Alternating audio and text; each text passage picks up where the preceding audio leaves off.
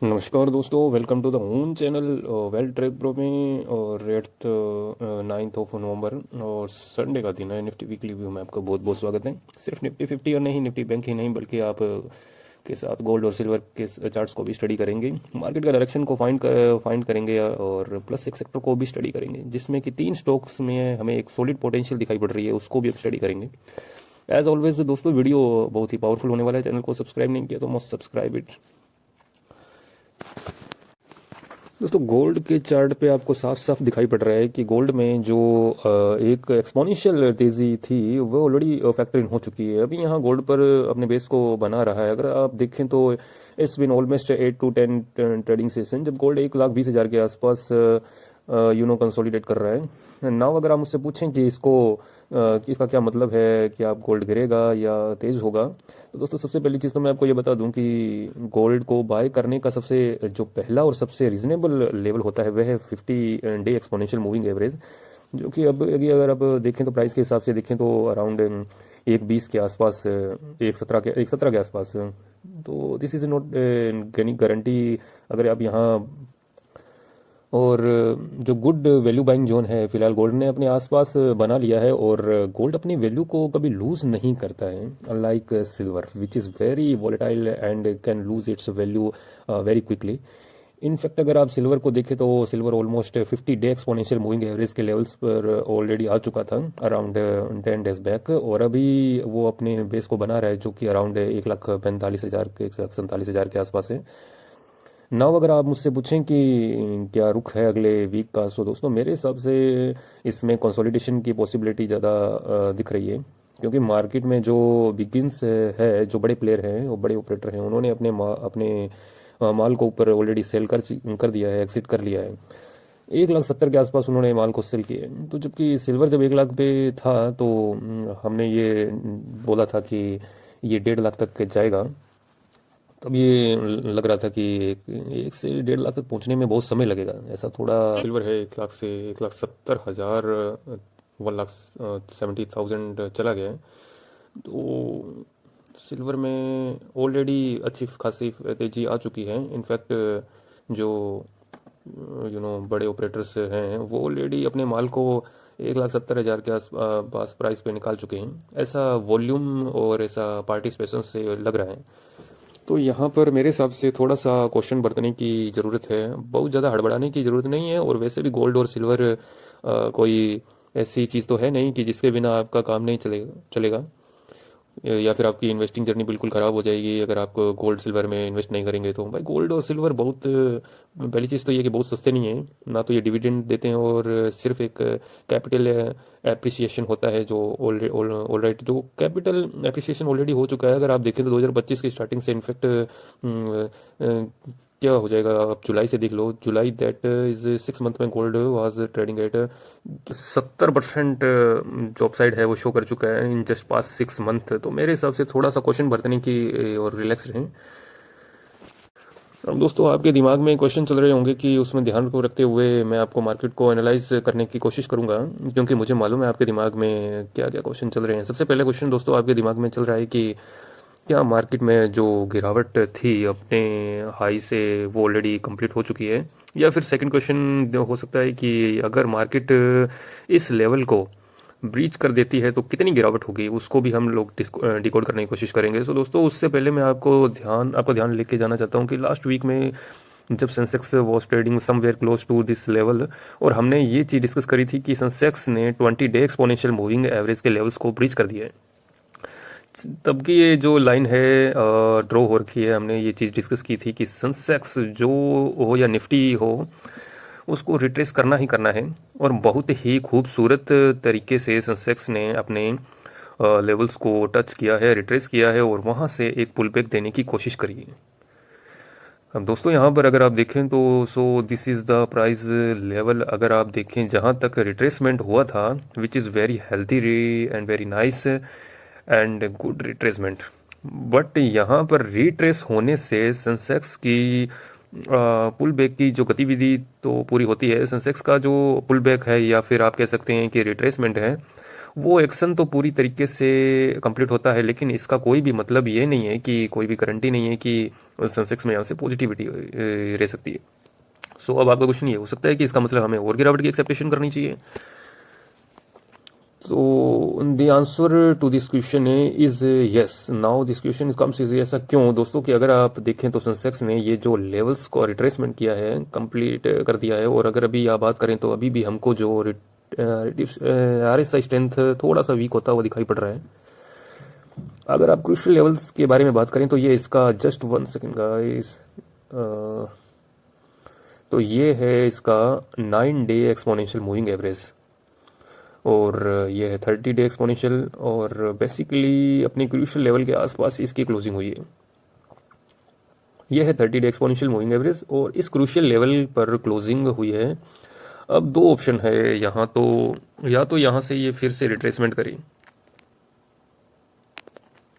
दोस्तों ये जो जोन है, दिस जोन ऑफ 83,000 टू 82,800, मतलब जो ये जो भी जो आपको जोन दिखाई पड़ रहा है 3400 पॉइंट के आसपास, ये जो नो ट्रेडिंग जोन है, अगर ये इसके ऊपर चला जाता है तो भी जो मेन कन्विक्शन आएगा तो तब आएगा जब इसने ये 9 डे एक्सपोनेंशियल मूविंग एवरेज के लेवल्स को ब्रीच कर दिया।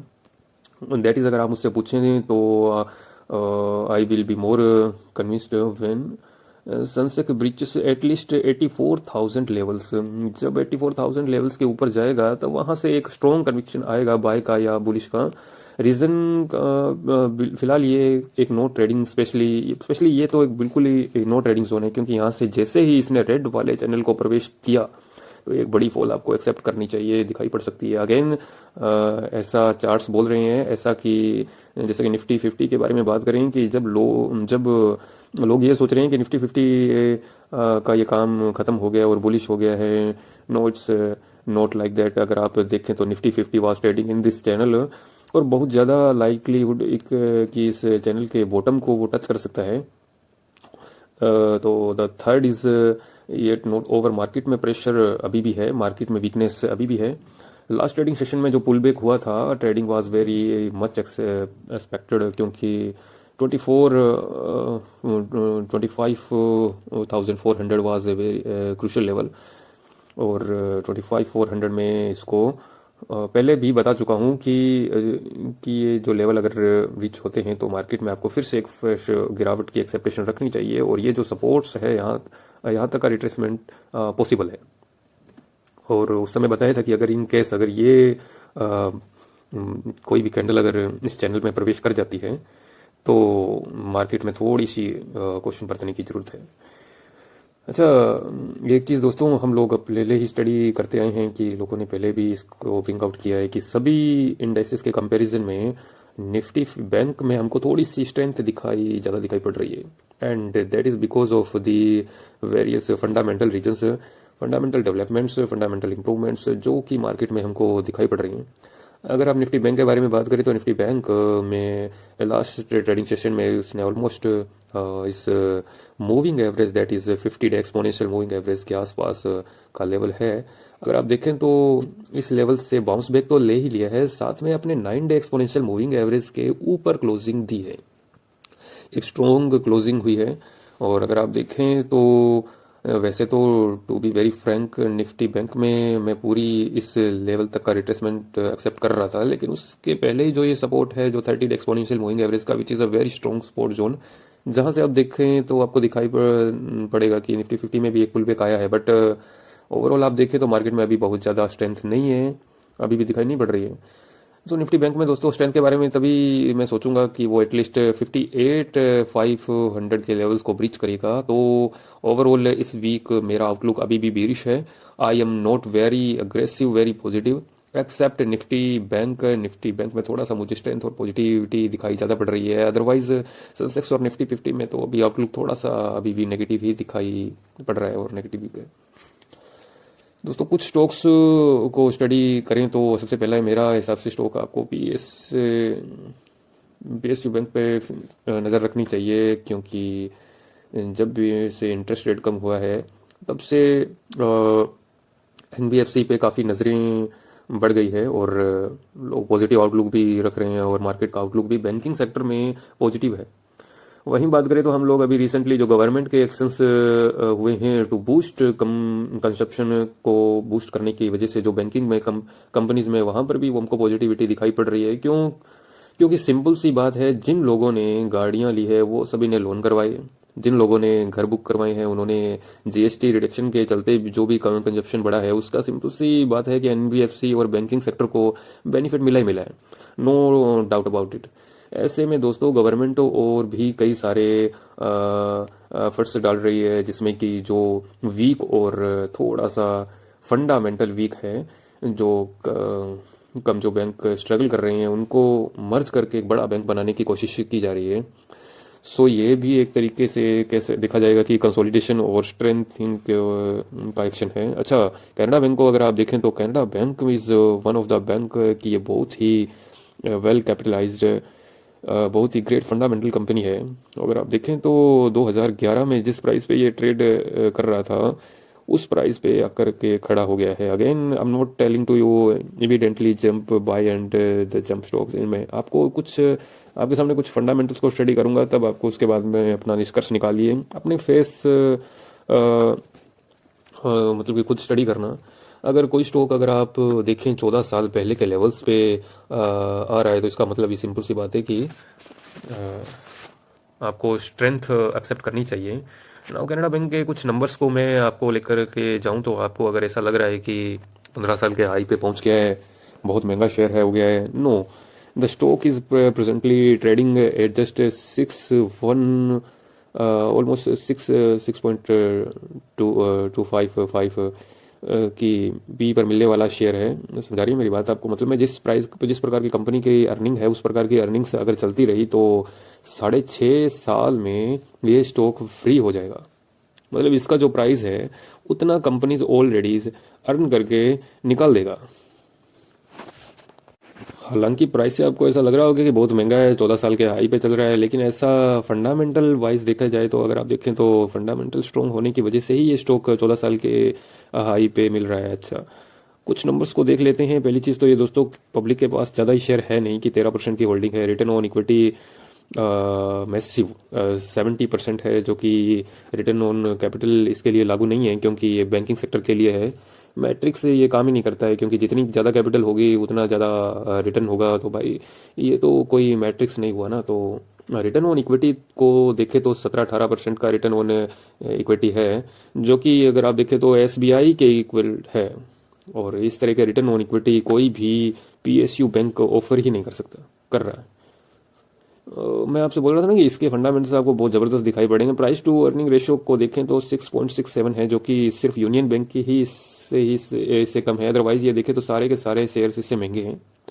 और but fundamentally is very nice, very strong. अच्छा, अगर आपको देखें कंपनी के फाइनेंशियल कैसे हैं तो अगर देखें तो 20,000 करोड़ 2022 में सितंबर में है कंपनी ने सेल्स पोस्ट की थी, और सितंबर 23 में 27, सितंबर 24 में 30 और अभी 32,000 करोड़। सेल्स में इंप्रूवमेंट दिखाई पड़ रही है। प्रॉफिटेबिलिटी भी आते हैं 27, 38, 42, 49। ये नहीं कह सकते कि ग्रोथ नहीं है। अच्छा, एसेट्स क्वालिटी देखें तो बैंकिंग में सेक्टर में सबसे जो ज़्यादा इंपॉर्टेंट होती है एसेट क्वालिटी, जो है ये 6.5%। और फिर अगर आप देखें तो 4.5, 4 के नीचे आ गया है, और फिर 3 और अभी 2.3 पे चल रहा है। नेट एनपीए जो 2 था जो अभी ½ % आ चुका है। लाइफ टाइम लॉस पर एनपीए है, लाइफ टाइम हाई पर प्रॉफिट्स हैं, लाइफ टाइम हाई पर ही सेल्स हैं। शेयर होल्डिंग पैटर्न के बारे में देखें तो एफआईज ने अपनी होल्डिंग को 8.5 से ऑलमोस्ट 12% कर लिया है। डीआईज ने अपनी होल्डिंग को थोड़ा सा रिड्यूस करके 16 से 12 कर लिए, और पब्लिक ने होल्डिंग ऑलमोस्ट वहीं 11-12 से 12-13 के आसपास ही है। तो एफआई अपनी पोजीशन को बढ़ा रही हैं और बाकी सभी ने अपनी पोजीशन को होल्ड करके रखा है, और डीआई ने अपनी पोजीशन को थोड़ा सा रिड्यूस किया है, थोड़ा सा डाइल्यूट किया है। और ज़रूर और ओवरऑल अगर आप देखें तो बेहतरीन स्टॉक, बेहतरीन चार्ट है, तो इसी सेक्टर में आप और भी स्टडी कर सकते हैं। अगेन सेकंड स्टॉक दोस्तों, अभी गुड न्यूज़ थी कि लास्ट ट्रेडिंग सेशन में जिसमें कि फाइनेंस मिनिस्टर ने खुद से ये चीज़ें क्लैरिफाई करी कि हम एफ एन ओ को ट्रेडिंग को बंद करने के बिल्कुल भी विचार में नहीं है। We are confident that the way F and O trading will continue as it is, and this is given a lot of clarity to the markets, क्योंकि ज़्यादा कन्फ्यूजन चल रहा था कि भाई एफ एन ओ बंद हो जाएगा या वीकली एक्सपायरी बंद हो जाएगी। ऐसा तो नहीं है कि उसके लिए कुछ स्पेशल क्वालिफिकेशन की रिक्वायरमेंट होगी। तो गवर्नमेंट ने बोल दिया है कि ऐसा है कि दी इन्वेस्टर ने दी रिस्क, उनको रिस्क का पता होना चाहिए, बाकी वो बंद करने के मूड में नहीं है, जिसकी वजह से हमको इस सेक्टर में सभी में उछाल दिखाई पड़ा। बीएससी हो या फिर अदर कंपनीज हो। कि बीएससी के शेयर में बारे में बात करें तो ये स्टॉक के भी 100 के पी पे मिल रहा था, अभी आपको 60 to 70 के पी पे मिल रहा है। कुछ और नंबर्स दिखाते हैं। सबसे पहले दोस्तों इस सेक्टर में सिर्फ दो ही कंपनीज है जो कि इस समय मार्केट में अवेलेबल है। One is BSc and second one is NSC. NSC listed नहीं है। बीएससी के बारे में बात करें तो रिटर्न ऑन इक्विटी 36% का रिटर्न ऑन इक्विटी है। डेप्ट फ्री कंपनी है, कोई प्रमोटर होल्डिंग प्लेज नहीं है क्योंकि पूरी तरह से डिवेस्टेड है company. Return on capital 46 to 47 है। इन सब को करते हैं साइड में क्योंकि ऑलरेडी ये चीज़ स्टॉक्स के प्राइस में फैक्टर इन हो चुकी है। This is the nothing surprising, nothing exciting. Exciting चीज़ क्या है कि एक्साइटिंग चीज़ है कि दोस्तों एक्साइटिंग अगर कोई company life time high sales, life time high profits post कर रही है, जो ये मैंने आपको ऑलरेडी सिखा रखी है, अगर उसका स्टॉक प्राइस अगर लाइफ टाइम हाई पर नहीं चल रहा है तो वहाँ पर हमको वैल्यू एक वैल्यू ऑफर होती हुई दिखाई पड़ती है। नाउ बीएससी के शेयर को दिखाई पड़ती है कि देखें तो लाइफ टाइम हाई लेवल्स क्या है, 3000 इसका लाइफ टाइम हाई है। इनफैक्ट 52 वीक का हाई भी लेवल भी है और अभी स्टॉक्स ट्रेड कर रहा है 2600 के प्राइस पे। जैसे कि ये न्यूज़ आई है कि उसके बाद ये खुशी की लहर दौड़ पड़ी है मार्केट में। पैटर्न के हिसाब से आपको एक टारगेट क्या एक्सेप्ट करनी चाहिए टू आपको स्टडी करना चाहिए। इसी के साथ में इसी सेक्टर के साथ एक कंपनी को हम स्टडी कर सकते हैं। स्टॉक्स का नाम है एंजल वन। एंजल वन के बारे में बात करें तो ये बहुत ही ज़्यादा धुलाई होती रहती है स्टॉक्स की। इसकी जब भी कोई वीकली एक्सपायरी के बारे में बंद होने की बात होती है इसमें धुलाई हो जाती है। लेकिन दोस्तों अगर आप इसके चार्ट को देखें तो ये बहुत ही ट्रेडर और इन्वेस्टर्स का फेवरेट स्टॉक्स है, इंक्लूडिंग माई। दोस्तों इसका बाइंग जोन है करीब करीब 2100 के आसपास का, और अभी रिसेंटली ऑफ लेट इसको 2100 के आसपास 2100 के आसपास इस प्राइस को हमने ट्रैक किया था, जीटीटी ऑर्डर लगाया था। अनफॉर्चुनेटली 2100 का भी ट्रिगर ही नहीं किया इसने। अगर आप देखें तो 2100 के जस्ट लेवल को इसने मिस कर दिया था। It just means miss the level of 2100 by I think 10 points. अगर अब 10 पॉइंट्स के मुश्किल से एक पॉइंट तो मैंने 2100 और 2200 लगा रखे हैं। अनफॉर्चुनेटली मेरा जीटीटी कुड नॉट ट्रिगर। मैं दोस्तों अगर आपको कह के बता रहा हूँ कि टू बी वेरी फ्रैंक 2100 और 2000 के प्राइस पे मेरा जीटीटी ऑर्डर हिट ही नहीं हुआ है। बट अगर आप देखें तो इस स्टॉक्स का ये स्ट्रॉन्ग डिमांड जोन है, मतलब ये नहीं है कि मुझे 2100 पे बाय नहीं करना था। दोस्तों अगर आप देखें तो इसका एक डिमांड जोन है, इसका एक सप्लाई जोन है, और which is happen to be 3400। यहाँ पर आकर के बाइंग आती है और आप देख पा रहे हैं कि और यहाँ पर आकर सेलिंग आती है। सो इस स्टॉक्स को आप स्टडी कर सकते हैं।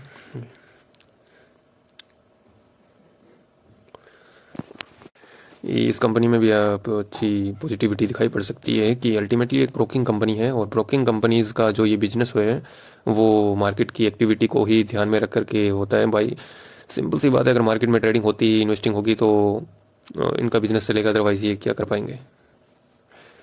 स्टॉक्स के परफॉर्मेंस के बारे में बात करें, जैसा कि आप देख पा रहे हैं कि कंपनीज इज ऑलमोस्ट डेप्ट फ्री कंपनी। थोड़ा मोटा डेप्ट है इनके ऊपर रहता है क्योंकि कुछ एमटीएफ भी रहता है, क्योंकि भाई पैसा तो चाहिए ना, एमटीएफ की फैसिलिटी प्रोवाइड करते हैं तो इनको कैपिटल भी चाहिए। तो आई विल नॉट से कि डेप्ट फ्री कंपनी है, बट 0.77 का डेप्ट टू इक्विटी रेशियो है। Return on equity is 27% which is a very pretty good, और प्रोमोटर होल्डिंग 28% की है, कोई भी प्रोमोटर होल्डिंग प्लेज नहीं है।